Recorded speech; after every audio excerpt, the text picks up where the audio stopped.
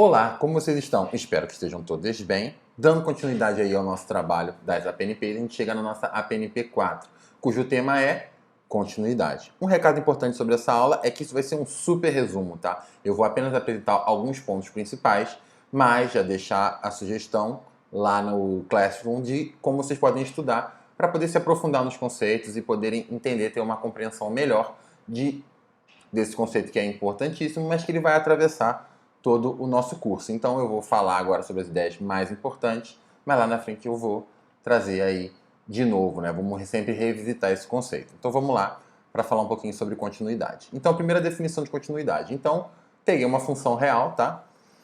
E um ponto qualquer do domínio dessa função. É claro que esse conceito não precisa necessariamente ser ligado à função real, tá? Mas como função real é o que a gente estuda aqui nesse curso, eu vou falar de função real, mas não escrever. Então a primeira coisa que eu preciso entender para que falar de continuidade a primeira coisa é que o limite dessa função, quando x tende a esse valor do domínio, esse limite precisa existir.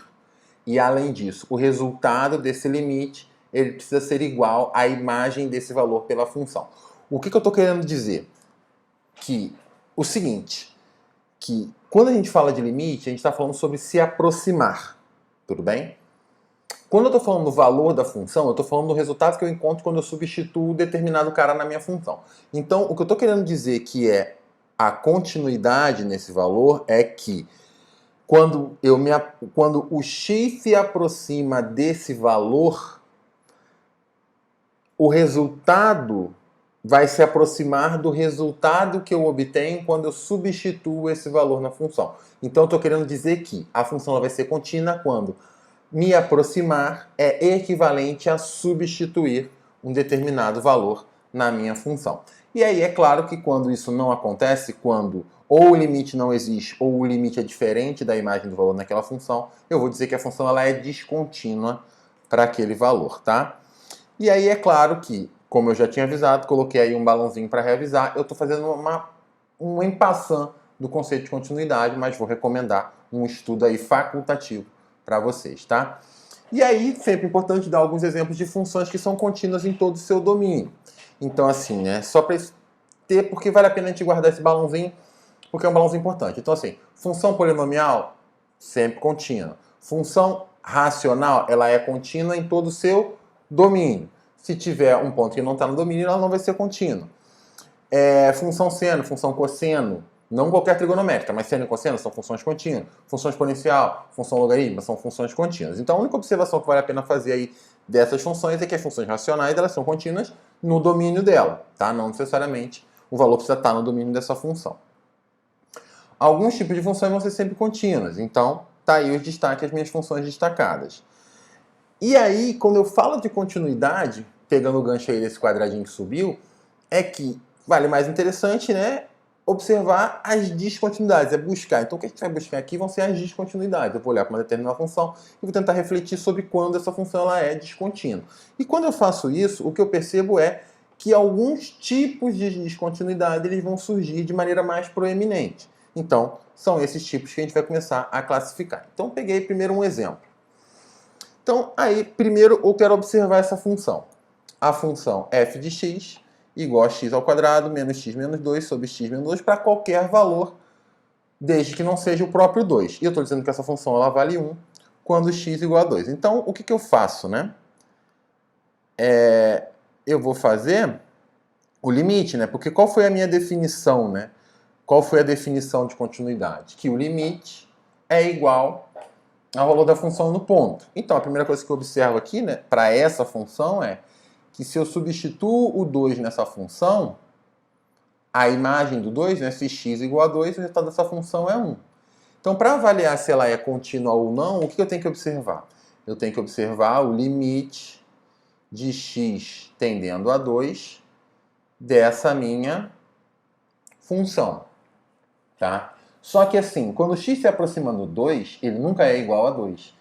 Então, para valores que não são iguais ao 2, eu tenho que usar esse pedaço aqui da lei da minha função. Então, isso vai ficar como?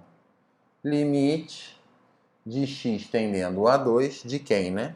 De x ao quadrado menos x menos 2 sobre x menos 2. E aí, caso eu substitua, né, o 2 aqui, eu vou obter 0 sobre 0. Então, eu preciso aí resolver esse limite. Não é muito difícil, eu posso simplesmente fatorar esse numerador. Eu estou passando aqui um pouquinho rápido, porque o objetivo dessa aula não é nem necessariamente trabalhar com o limite, mas trabalhar com as ideias de continuidade. Então, eu consigo fatorar esse polinômio aqui e vou obter o quê, né? X menos 2 vezes x mais 1, tá? É só encontrar que as raízes desse polinômio são 2 e menos 1. E aí isso vai estar dividido por quem? Por x menos 2. Simplificando x menos 2 aqui e aqui, eu vou encontrar o quê? Limite de x tendendo a 2 de x mais 1, que é igual a 3. Então, o que eu percebo para essa função? Que quando o limite tende a 2, eu encontro como resultado 3.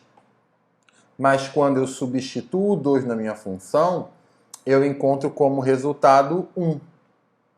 Então, eu posso afirmar que essa função ela não é contínua para x igual a 2. E que tipo de descontinuidade é essa? Isso é o que eu chamo de descontinuidade resolvível. Por quê? Porque é fácil resolver essa descontinuidade. Basta eu trocar a imagem do 2 para 3. Se eu troco a imagem do 2 para 3, eu resolvo essa descontinuidade. Eu consigo cair lá naquela condição. E graficamente, como é que isso funciona? Desse jeito. Então, vocês percebem que eu tenho aqui, né, o 2. Aqui, né, no gráfico, eu tenho um buraquinho.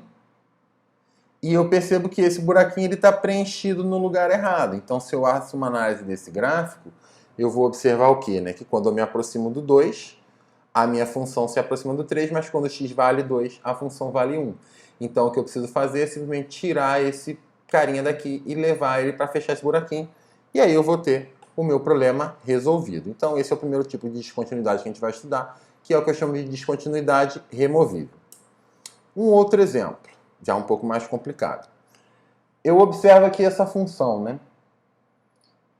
A primeira coisa que eu tenho que verificar na descontinuidade é se ela satisfaz a condição. Então, vamos lá, né? Eu percebo aqui que o ponto de ruptura é o 1, então eu vou substituir o 1 nessa minha função.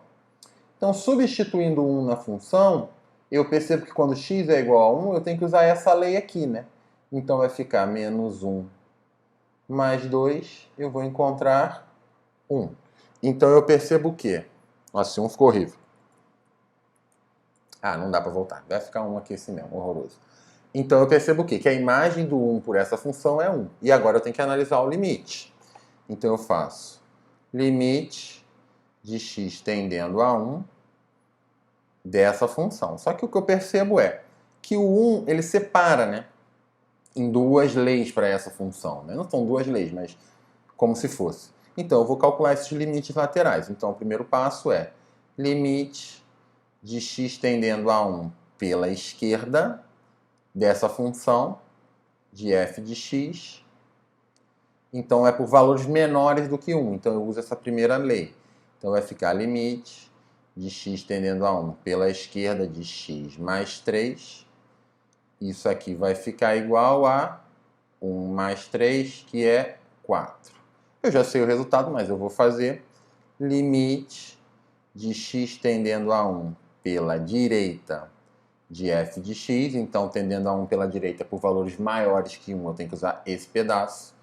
Vai ficar limite de x tendendo a 1 pela direita de menos x mais 2, que é igual a menos 1, mais 2, que é igual a 1. Então, o que eu percebo é que, no caso aqui, esse limite ele não existe, porque os limites laterais são diferentes. E como é que isso fica graficamente? Também não é muito difícil de observar. É só você perceber aí, aqui eu desenho o gráfico dessas duas funções. Percebam que como o sinal de igual está aqui na segunda lei, eu estou usando aqui bolinha fechada embaixo. Mas esse é o tipo de descontinuidade que a gente chama de descontinuidade de salto, porque eu tenho um salto aqui, né, no gráfico da minha função. Isso é um tipo de descontinuidade já problemático. E aí, mais um exemplo, né? Vamos observar essa função aqui. f de x igual a 1 sobre x menos 2, se x é diferente de 2, e 1 se x é igual a 2. Então percebo que, de novo, o problema está aí no meu valor 2. Então eu primeiro calculo a imagem do 2. Opa, fiz uma besteirinha, vamos trocar borracha. Agora eu tenho que apagar, agora não tem jeito, né? Então aqui, né, caneta. Então a imagem do 2 por essa função é 1. Aí eu vou para o limite. Limite de x tendendo a 2 de f de x vai ser igual a limite de x tendendo a 2 de 1 sobre x menos 2. E esse é um limite que a gente já está careca de ver. Então a gente percebe que esse limite aqui, eu vou ter que calcular os laterais, né? Limite de x tendendo a 2 pela esquerda. Ah, aqui é claro que isso aqui, né, é como se fosse 1 sobre 0. Mas aí eu tenho que cair para os limites laterais, de 1 sobre x menos 2. E aí aqui, como os valores são menores do que 2, esse denominador ele se aproxima do zero negativamente. Então esse resultado aqui vai ser menos infinito. E quando eu fizer limite de x tendendo a 2 pela direita, de 1 sobre x menos 2, agora é por valores maiores do que 2. Então, esse cara se aproxima do zero positivamente. Então, isso aqui tende a mais infinito. Então, de novo, esse limite não existe. Mas o que a gente percebe graficamente, né, que como é que vai ficar essa descontinuidade? Né? É como se fosse um salto, mas é como se fosse um salto infinito. Então, sempre que esse tipo de descontinuidade acontecer, em que um dos limites laterais for para infinito, eu vou chamar isso de descontinuidade de segunda ordem, tá? Então, basicamente, um resumo, são os 3 casos de descontinuidade que a gente tem. E aí, aqui no caso, inclusive, existe, né, a imagem do 2 pela função. Tá aqui, 1. Só que, mesmo assim, isso não impede que tenha aí uma descontinuidade de segunda ordem. O que é importante a gente ter em mente é que quando esse tipo de descontinuidade acontece, eu vou criar aqui aquilo que a gente chama de uma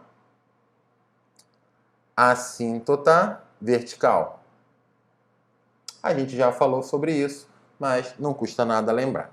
E aí, dentro dessa parte de continuidade, surge um teorema que é um teorema importantíssimo, tá? Agora a gente não vai nem conseguir utilizar muito ele, mas lá na frente ele vai ser mais importante, que é o que a gente chama de teorema do valor intermediário. Como é que funciona? Então, assim, tá aí a matemática, não é isso que eu quero que vocês se preocupem, tá? Imagina uma função contínua, ou C, beleza? E aí, o que eu estou dizendo, né? Seja f de a em b em R uma função contínua nesse intervalo, então a função tem que ser contínua no intervalo. Então isso sempre funciona quando eu consigo restringir o domínio de uma função e eu calculo a imagem dessa função nos extremos do intervalo. Beleza? E aí isso pode acontecer de duas formas. Ou a imagem no final é maior que a imagem no início, ou a imagem no final é menor do que a imagem no início. Sempre que isso acontecer, eu consigo pensar em todos os valores entre essas duas imagens. E o que diz o meu teorema? Que para qualquer valor entre essas duas imagens, vai existir alguém dentro do intervalo cuja imagem desse alguém é igual a esse valor. Eu sei que isso fica confuso no início de entender, mas eu vou observar isso graficamente que eu acredito que fique melhor. E aí eu estou colocando aí uma observação, que esse teorema é muito importante, e uma das aplicações dele é garantir a existência de raiz de uma função. A gente vai ter um exercício para ilustrar isso. Como é que funciona graficamente, né? Então assim, vamos pegar esse exemplo, mas qual que é a ideia, né? Eu peguei aqui o A, a imagem do A, e está aqui a imagem do B. Então essas imagens projetadas no eixo Y, elas ficam assim. E o que é interessante desse teorema? Como essa função ela é contínua, ela tem que sair do A, da imagem do A, né, e chegar até a imagem do B. Então isso vai fazer com que ela preencha todo mundo aqui no meio. Então qualquer carinha que eu pegue aqui, eu posso garantir, eu consigo provar isso matematicamente, que existe alguém aqui entre o A e o B cuja imagem é esse valor E, né? Então, no final, qual é a conclusão que eu tenho? Né? Que esse E é o F do F. Olha que beleza a escolha das letrinhas. Tudo bem? Mas assim, depois a gente vai aprofundar um pouco mais nesse teorema, mas por enquanto fica com ele aí, beleza? E aí a graça desse teorema é garantir que existe esse determinado valor C. Eu esqueci desse quadradinho. Para terminar, mais uma frase aí, agora a frase da nossa saudosa mestra Genkai, e ela diz o seguinte: a verdadeira luta começa quando achamos que não dá mais. Então, quando vocês estiverem cansados achando que não dá mais, é quando a luta começa de verdade. Quem assistiu Yu Yu Hakusho, que vai ter um live action da Netflix, que provavelmente vai ficar ruim, mas eu vou assistir do mesmo jeito, já sabe disso. Então, agradecer aí quem assistiu o vídeo até o final. E é isso. Então, até o próximo vídeo.